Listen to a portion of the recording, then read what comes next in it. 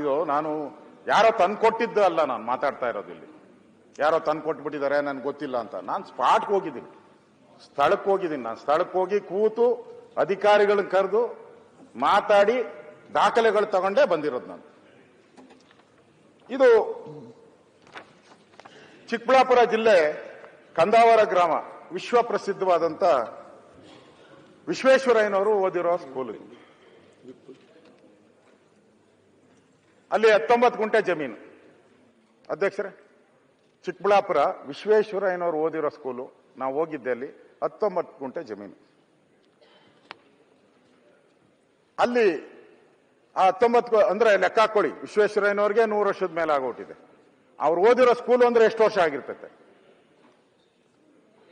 ಅದನ್ನ ವಕ್ಫ್ ಬೋರ್ಡ್ ಅಂತ ಮಾಡ್ಬಿಟ್ರು. ತಿರ್ಗಾ ಗಲಾಟೆ ಮಾಡ್ತಾರ ನೋಡಿ.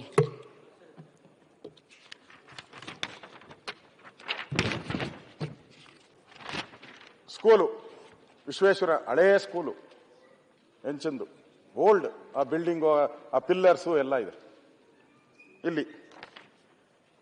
ಆ ಸ್ಕೂಲು ಈಗ ಆ ಸ್ಕೂಲ್ ಕಾಂಪೌಂಡ್ ಒಳಗಡೆ, ಅಂದ್ರೆ ಸ್ಕ್ವೇರ್ ಕಾಂಪೌಂಡ್ ಇದೆ. ಆ ಕಾಂಪೌಂಡ್ ಒಳಗಡೆ ಮಸೀದಿ,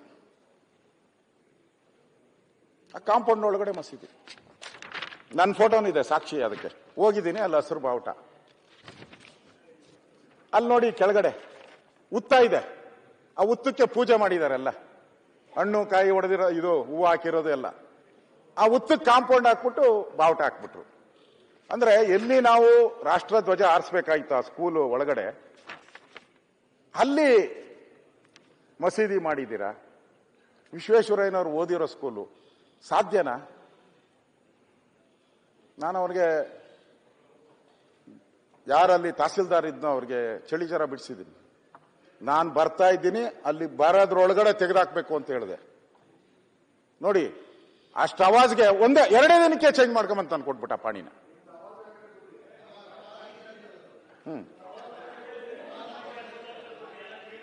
ವಿಶ್ವೇಶ್ವರಯ್ಯ, ನಮ್ಮ ತಲೆಯಲ್ಲಿ ವಿಶ್ವೇಶ್ವರಯ್ಯ ಇದ್ದ, ಅದಕ್ಕೆ ಅವಾಜ್ ಹಾಕ್ದೆ ನಾನು.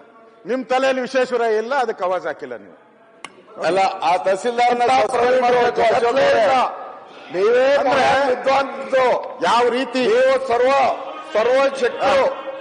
ನಿಮ್ಗಿರೋ ವಿದ್ವತ್ ಯಾರಿಗೂ ಇಲ್ಲ. ಅವರ ದಾಖಲೆಗಳು ಕೇಳಿದ್ರಲ್ಲ, 9 ಅಲ್ಲಿ ಆಯ್ತಾ? ಎಲ್ಲ ಐತೆ. 9 ಮೊದಲು ನಿಮ್ ಪೀರಿಯಡ್ ನಲ್ಲಿ ಹೋಗ್ಬೇಕಿತ್ತು. ಎಲ್ಲ ಕೊಟ್ಟಿದ್ದಿಲ್ಲ. ಅಶೋಕ್ ಅವರೇ, ನಿಮ್ ಪೀರಿಯಡ್ ನಲ್ಲಿ ಯಾಕೆ ಹೋಗಿಲ್ಲ? ಅಲ್ಲಿ ಹೋಗ್ಬೇಕಿತ್ತು. ಬಿಜೆಪಿಯಲ್ಲಿ 4 ಜನ ಮುಖ್ಯಮಂತ್ರಿ ಆಗಿದ್ರು. ಯಡಿಯೂರಪ್ಪ ಅವರು, ಜಗದೀಶ್ ಶೆಟ್ಟರ್ ಅವರು, ಸದಾನಂದ ಗೌಡರು, ಆಮೇಲೆ ಬಸವರಾಜ ಬೊಮ್ಮಾಯಿ ಅವರು. ಪಾಪ ಅಶೋಕ್ ಅವ್ರಿಗೆ ಅವಕಾಶ ಸಿಕ್ಕಿಲ್ಲ. ಅವ್ರ ಅವಕಾಶ ಸಿಕ್ಕಿದ್ರೆ ಮಾಡೋರು. ಕರೆಕ್ಟ್. ನೋಡ, ನಮ್ ಫ್ರೆಂಡ್ ಅಂದ್ರೆ ಹೆಂಗಿದಾರೆ ನೋಡಿದ್ರ? ಫ್ರೆಂಡು ಪಕ್ಕದಲ್ಲೇ, ನನ್ನ ಕಾನ್ಸ್ಟಿಟ್ಯೂನ್ಸಿ ಪಕ್ಕದಲ್ಲೇ. ಆಲ್ವೇಸ್ ಇವ್ರು ಅವಾಗ ಫ್ರೆಂಡ್ ಇರಲ್ಲ. ಸನ್ಮಾನ್ಯ ಅಧ್ಯಕ್ಷರೇ, ಅವ್ರು ಹೇಳಿದ್ರು ಜನ ಏನು ಭಯಭೀತರಾಗಿಲ್ಲ, ಬಿಜೆಪಿಯವರು ಮಾತ್ರ ಹಿಂಗ್ ಭಯಭೀತರ ಮಾಡಿದ್ದೀರಾ ಅಂತ ಹೇಳಿ. ಸನ್ಮಾನ್ಯ ಅಧ್ಯಕ್ಷರೇ, ನಾನಲ್ಲ ಹೇಳ್ತಾ ಇರೋದು, ದಿನನಿತ್ಯ ಕನ್ನಡಪ್ರಭ 2000 ಜನರಿರುವ ಬೀದರ್ ಗ್ರಾಮ ಆಗ್ತದೆ ಇಲ್ಲಿ. ಸುಳ್ಳು ಬರೀತಾರ? ಇಲ್ಲ, 25 ನವೆಂಬರ್ ಅಲ್ಲಿ ಪ್ರಜಾವಾಣಿ ಏನ್ ಬಂದಿದೆ? ಅವರೆಲ್ಲ ಹೆಚ್ಚಿನ ಮಾಡಿರೋದು ಬಿಜೆಪಿ ಸರ್ಕಾರದ ನವೆಂಬರ್. ಅಶೋಕರೇ, ಸ್ವಲ್ಪ ಕಂಡುಬಿಡಿ. ಸತ್ಯ ನೋಡಕ್ ತಯಾರಿಲ್ಲ. ಸತ್ಯ ನೋಡಿ, ಹೆಡ್ ಪೇಜ್ ಅಲ್ಲಿ ಆರ್ಟಿಕಲ್, ಪ್ರಜಾವಾಣಿ 25 ನವೆಂಬರ್. ಹೆಚ್ಚಿನ ಖಾತೆಗಳು ಆಗಿರೋದು, ನೋಟಿಸ್ಗಳು ಸರ್ವ್ ಮಾಡಿರೋದು ಬಿಜೆಪಿ ಸರ್ಕಾರ. ನೋಡಿ ನೋಡಿ. ಮಾನ್ಯ ಅಧ್ಯಕ್ಷರೇ, ನಿಮ್ ಕ್ಯಾಮ್ರಾದವ್ರಿಗೆ ಏನ್ ಇನ್ಸ್ಟ್ರಕ್ಷನ್ ಐತಿ?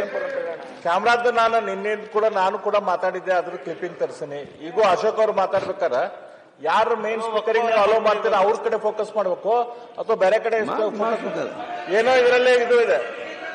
45 ನಿಮಿಷ ಮಾತಾಡಿದ್ರೆ, ಒಂದ್ ನಿಮಿಷ ರೀ, ನಿನ್ನೆ 45 ನಿಮಿಷ ಮಾತಾಡಿದ್ರೆ ಕೇವಲ 6-7 ನಿಮಿಷ ಅಷ್ಟೇ ನಂದು ಕ್ಯಾಮ್ರಾದಲ್ಲಿ ಬಂದಿದೆ. ಉಳಿಕಿದ್ದೆಲ್ಲ ಬೇರೆಯವ್ರ ಮೇಲೆ. ಏನೋ ಅದನ್ನ ಹೇಳಿ ಬೇಕಂತನ ನಮ್ಮ ಮೆಸೇಜ್ ನೀವು ರಾಜ್ಯಕ್ಕೆ ಹೋಗದಂಗ ಮಾಡಾತಿರತ್ತೆ ನಮ್ಗೆ ಸಂಶಯ ಬರತ್ತೆ ನೋಡಿ ಸರ್ ಇದು ನಮ್ಮದಲ್ಲ ಸರ್ ಅಶೋಕ್ ಸರ್ ಇದೇ ಇತ್ತು ನಾವು ಕೂಡ ಸದನದಲ್ಲಿ ಎತ್ತಿದ್ವಿ ನಿಮ್ಗೆ ಆಗಲ್ಲ ಈಗ ಅವಾಗಿನ ತಂತ್ರಗಳು ಇವಾಗ ಯೂಸ್ ಮಾಡ್ತಾ ಇಲ್ಲ ಈಗ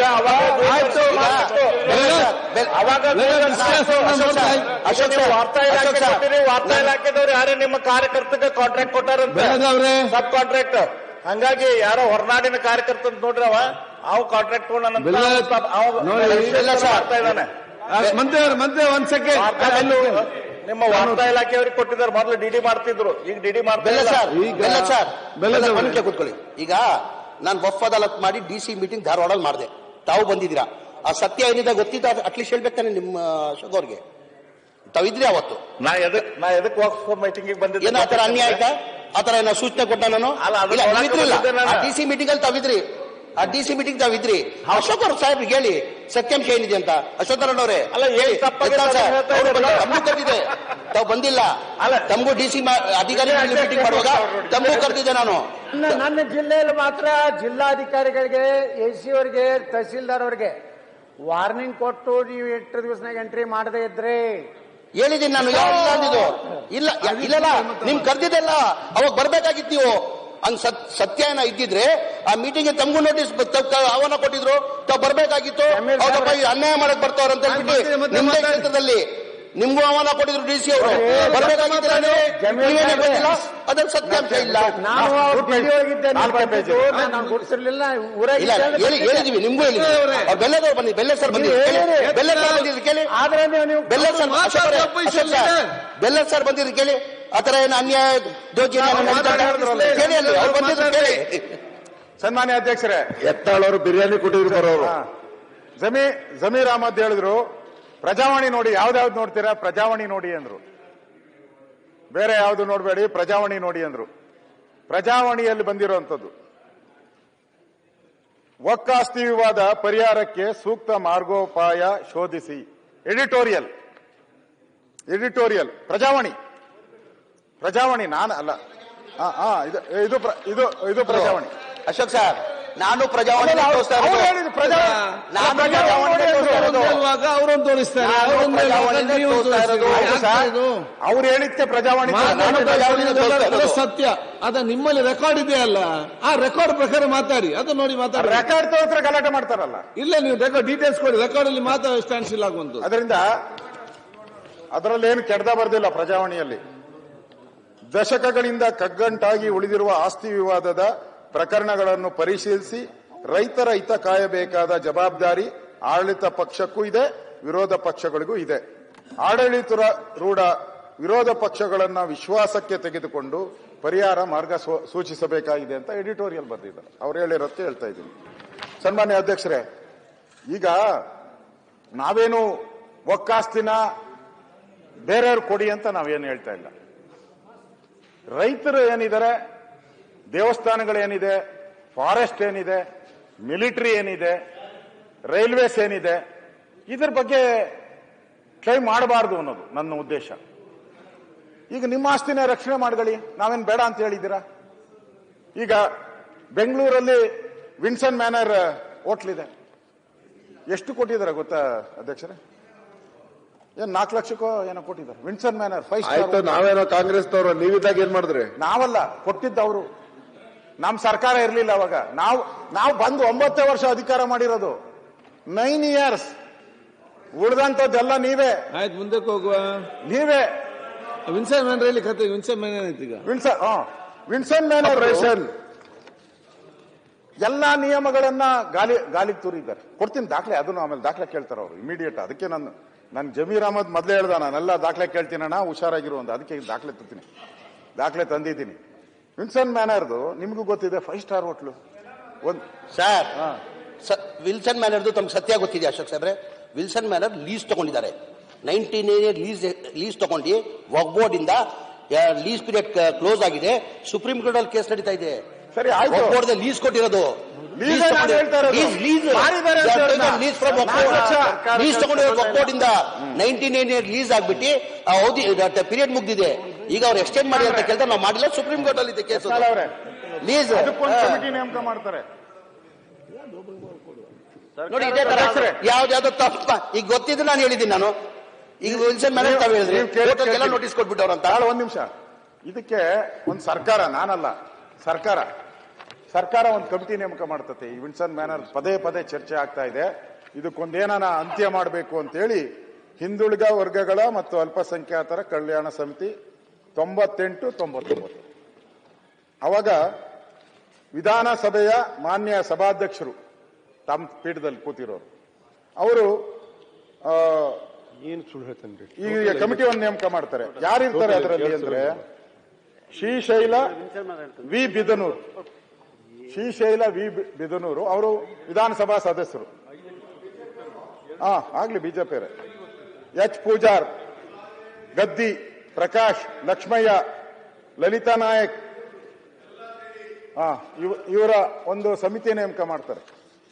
ಅದರಲ್ಲಿ ಒಂದು ವರದಿ ಕೊಡ್ತಾರೆ, ರಿಪೋರ್ಟ್. ಅವರು ನಿಮ್ಮ ಸದನ ಸಮಿತಿ ರಿಪೋರ್ಟ್ ಕೊಟ್ಟು ಸದನದಲ್ಲಿ ಮಣ್ಣೆ ಆಗಿದೆ ಈ ಕಾಪಿ.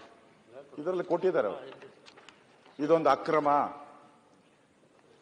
ಅವ್ರಿಗೆ ನೀವು 30 ವರ್ಷ ಇದ್ದಿದ್ದು 60 ವರ್ಷ ಮಾಡಿದ್ದೀರಾ, 60 ವರ್ಷ ಇದ್ದಿದ್ದು 90 ವರ್ಷ ಮಾಡಿದ್ದೀರಾ. ಇದನ್ನ ಕೂಡಲೇ ಸರ್ಕಾರ ಕ್ರಮ ವಹಿಸಿ ಅದನ್ನು ವಾಪಸ್ ತಗೋಬೇಕು. ಅದು ವಕ್ಫ್ ಬೋರ್ಡ್ಗೆ ಹೋಗ್ಬೇಕು. ಆ ಹಣ ಏನಿದೆ ಇದ್ರದ್ದು ಅಲ್ಲಿ ಬಾಡಿಗೆ ಬರುವಂತ ಹಣ ವರ್ಷಕ್ಕೆ ನನಗನ್ಸ್ತತೆ ಒಂದು 5-6 ಕೋಟಿ ಬಾಡಿಗೆ ಬರ್ಬೋದು. ಅದಕ್ಕೆ ಬೇರೆಯವ್ರು ಕೊಟ್ರೆ 5-6 ಕೋಟಿ ವಕ್ಫ್ ಬೋರ್ಡ್ಗೆ ಹೋಗ್ಬೇಕು ಅಂತೇಳಿ ರಿಪೋರ್ಟ್ ನಿಮ್ ಸದನ ಸಮಿತಿ ರಿಪೋರ್ಟ್ ಕೊಟ್ಟಿದ್ದಾರೆ. ನಾನು ಬೇಡ ಅಂತ ಹೇಳಿಲ್ಲ. ಅಂದ್ರೆ ಯಾರು ಇದನ್ನೆಲ್ಲ ಮಾಡಿದವರು?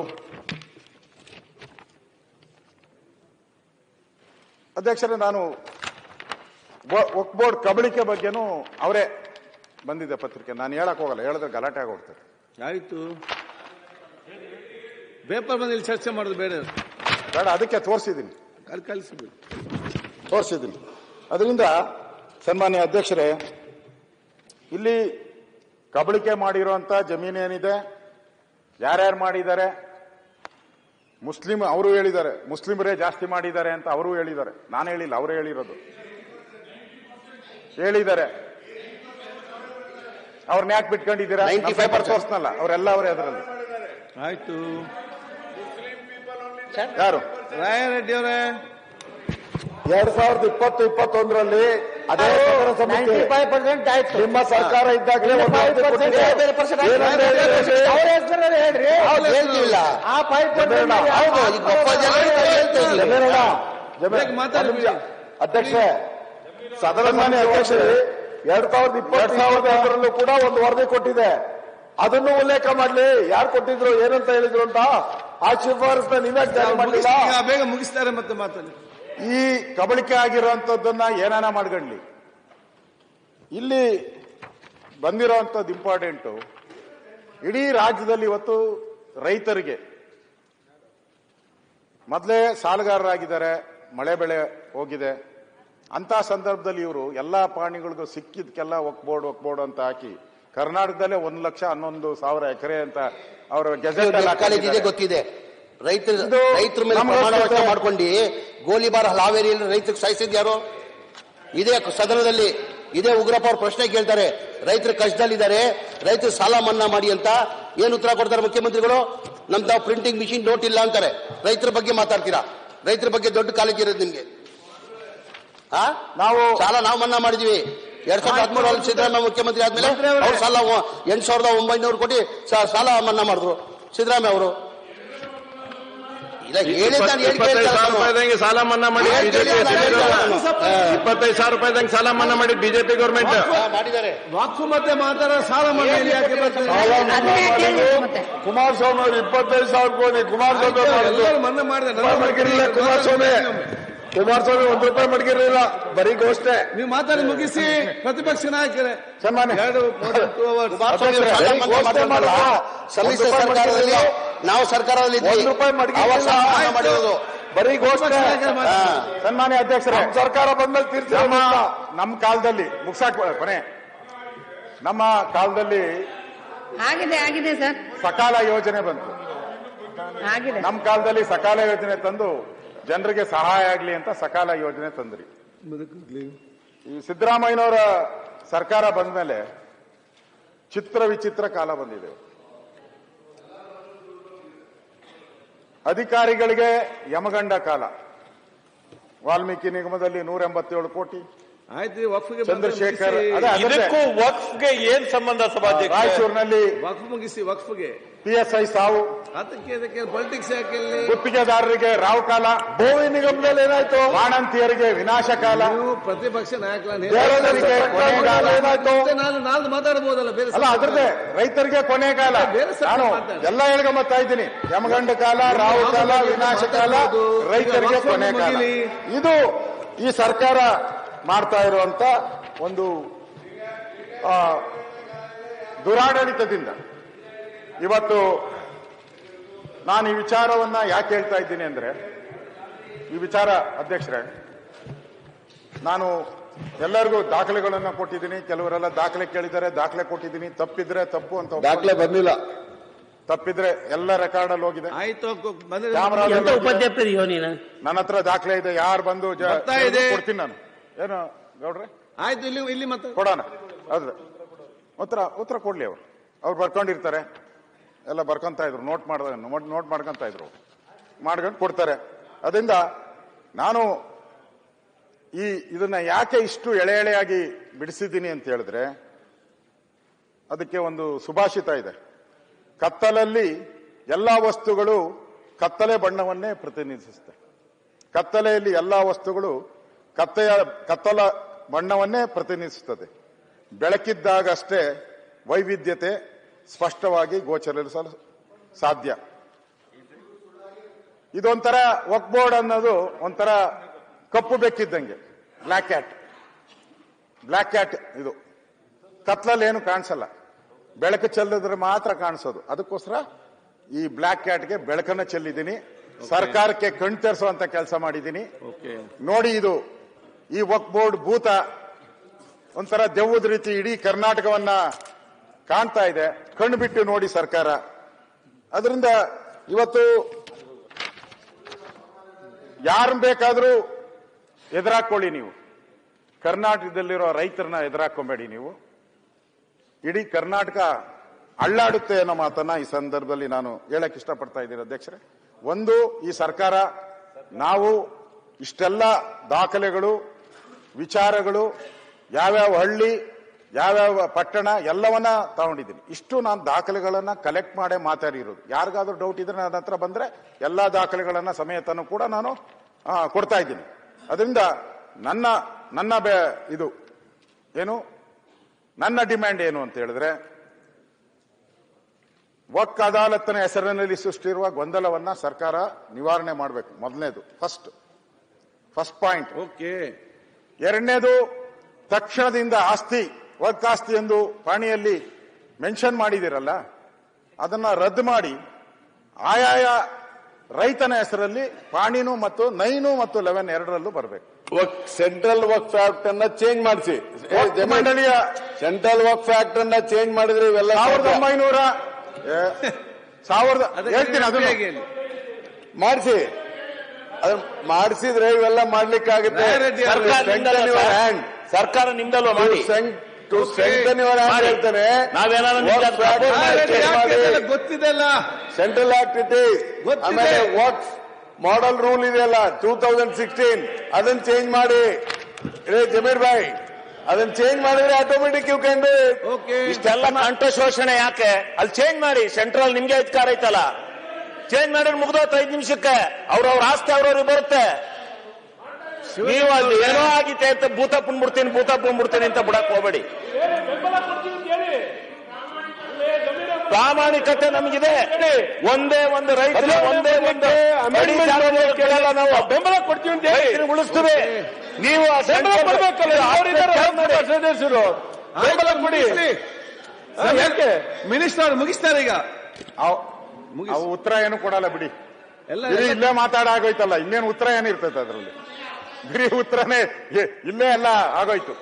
ಸನ್ಮಾನ್ಯ ಅಧ್ಯಕ್ಷ, 4ನೇದು ಅಂತ ಹೇಳ್ತಾ ಇರೋದು, ರಿಪ್ಲೈ ನನ್ ಬೇಕಾಗಿಲ್ಲ, ಆಲ್ರೆಡಿ 1900 ಕೊಟ್ಬಿಟ್ಟಿದಾರೆ ಅಂತ ಹೇಳ್ತಾ ಇರೋದು. ಓಕೆ. 1900 ಗೆಜೆಟ್ ಅಧಿಸೂಚನೆ ಏನು ಹೊರಡಿಸಿದಾರ ಅದನ್ನ ಹಿಂಪಡಿಬೇಕು. ಮತ್ತೆ ಈಗಾಗಲೇ ನಮ್ಮ ರಾಯರೆಡ್ಡಿಯವರು ಎಲ್ಲರೂ ನಾವೆಲ್ಲ ಹೇಳೋದು ಗೌಡ್ರೆ, ಕೇಂದ್ರ ಸರ್ಕಾರ ವಕ್ ತಿದ್ದುಪಡಿ ವಿಧೇಯಕವನ್ನ 2024 ಅನ್ನ ಸರ್ವಾನುಮತದಿಂದ ನಾವೆಲ್ಲರೂ ಸೇರಿ, ಕಾಂಗ್ರೆಸ್ ಅವರು ಸಪೋರ್ಟ್ ತಗೊಂಡು ನಾವೆಲ್ಲರೂ ಸೇರಿ ಒಂದು ಸರ್ವಾನುಮತದ ನಿರ್ಣಯ ಮಾಡಿ, ಈ ರೈತರಿಗೆ ಏನ್ ಅನ್ಯಾಯ ಆಗ್ತಾ ಇದೆ, ಹಿಂದೂಗಳಿಗೆ ಏನ್ ಅನ್ಯಾಯ ಆಗ್ತಾ ಇದೆ, ಇದಕ್ಕೆ ಅಂತ್ಯ ಆಡೋ ಹಿಂದೂಗಳಿಗೆ ಅನ್ಯಾಯ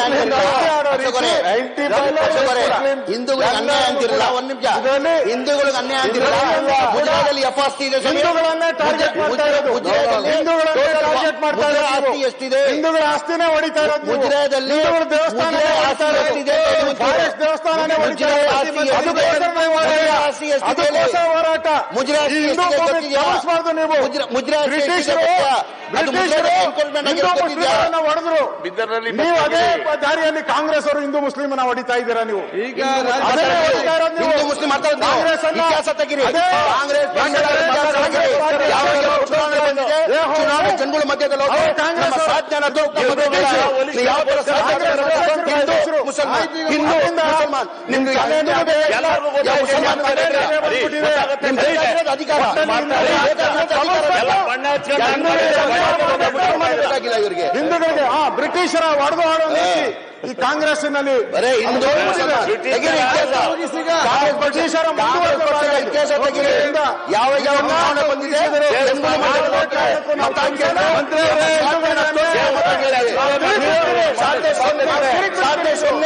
ಹಿಂದೂ ಮುಸಲ್ಮಾನ್ ಇದಕ್ಕೆ ನ್ಯಾಯ ಹೋರಾಟ. ಓಕೆ.